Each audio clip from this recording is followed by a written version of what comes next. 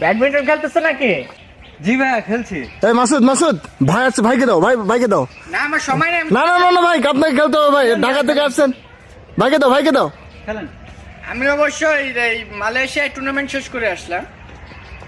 তো সবচেয়ে ভালো খেলে কে? হ্যাঁ আমি খেলি মোটামুটি, আপনি মারেন। ঠিক আছে। সান লাগতেছে।